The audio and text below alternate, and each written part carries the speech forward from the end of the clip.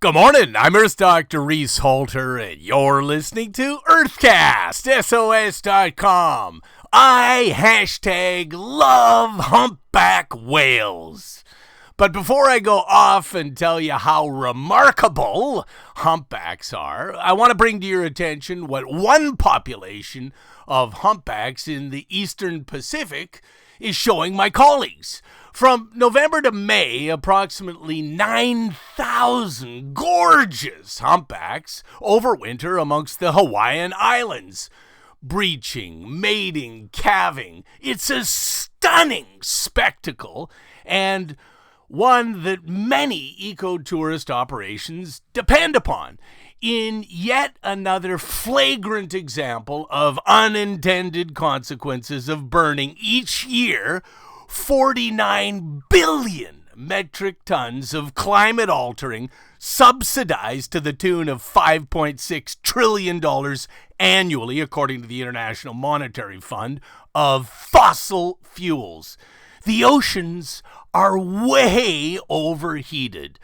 The Pacific, in parts, has been as much as 5.5 degrees Fahrenheit, that's 3C, warmer than normal. 5.5 degrees Fahrenheit, OMG! All life in our oceans are scrambling to adapt to rising temperatures, falling oxygen levels, and acidity rates that can melt all shellfish and corals faster than the previous 300 million years. Again, OMG! Sadly, for most peeps, those numbers and facts don't really mean that much.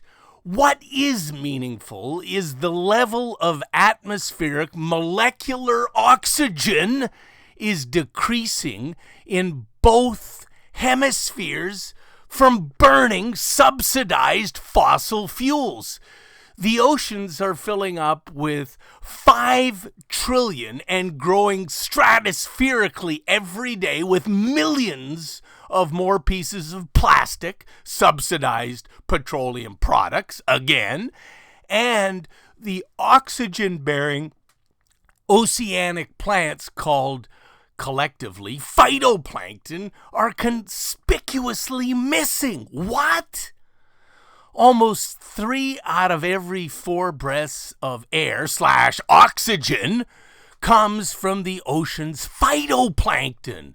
The climate crisis brought to you by subsidized fossil fuels has successfully disrupted cold ocean currents from upwelling, carrying iron and nitrogen that fertilize / kickstart phytoplankton. The Paris climate talks, in my opinion, and others, were a bust. Nowhere was anyone speaking of the missing 40% of the oceanic phytoplankton.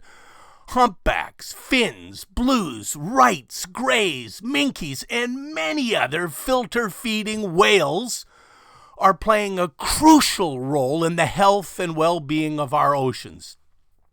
They release mega amounts of flocculent fecal plumes, their poop, rich in iron and nitrogen. The filter feeders, the doctors of the sea, are helping us regrow the missing 40% of our oxygen-bearing phytoplankton. The whales are fighting the climate crisis.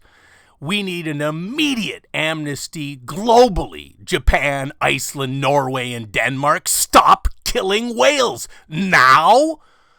The overheating oceans are confusing corals, fish, mammals, and plants. The Hawaiian humpbacks are on an extended holiday in the far Pacific Northwest, Alaska, and they're chasing krill and small fish. They'll return to Hawaii on their own time. But in the meantime, my colleagues and I are watching in disbelief what's happening in the Eastern Pacific in both hemispheres. Warmer temperatures, you see, are bringing algal blooms, epic algal blooms, with different species of phytoplankton adapted to warmer ocean temperatures. And they're loaded with nerve poisons, domoic acid to be more specific. In northern British Columbia and Alaska this summer, we saw almost 2.5 dozen full-grown humpbacks and fins, the second largest whales on the globe, spat up onto the shore, beached dead. The whales are sick. This is bloody awful and frightening.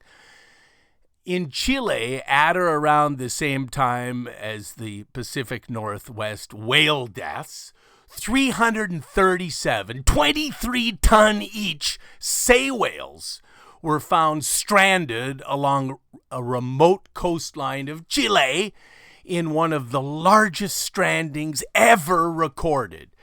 Instead of our society, peaking its fossil fuel emissions by 2020, mindless, greedy, duplicit policymakers think they can extend looting / poisoning our biosphere. That would be our oceans, air, soil, freshwater, forests, agricultural fields until 2030.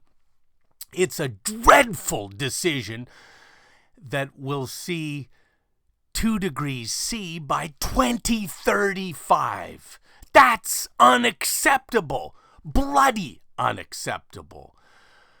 My colleagues and I are working on changing that. In the meantime, let me wax lyrically for a moment. I #love humpback whales.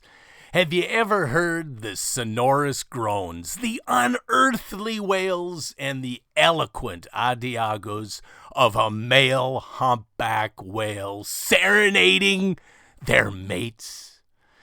It's a song that changes and lasts continuously for as long as 22 hours. 40-ton humpbacks don't just sing to attract mates, but also they sing for their supper, or at least while they hunt for it. By the way, the songs of the humpbacks are a sophisticated language that's different in different parts of the world. That's just like people in different countries that speak different languages. Did you know that a 40-ton humpback whale must go at least 18 miles an hour to jump out of the water or breach? Breaching is a way of saying, I'm here, and it's a more effective way of communicating in rough seas than singing. Breaching is also a way for whales to shake parasites off their skin. And breaching is fun because whales, just like people, love to have fun. #love nature. #love is the solution. Earthcast SOS could use a helping hand. Come on to drreese.com, Reese, REESE.com, and make it happen by clicking on the donate button, or pick yourself up any number of splendid books on bees, trees, and seas. drreese.com. Just do it. I'm Earth Dr. Reese Halter, reminding you to protect our planet.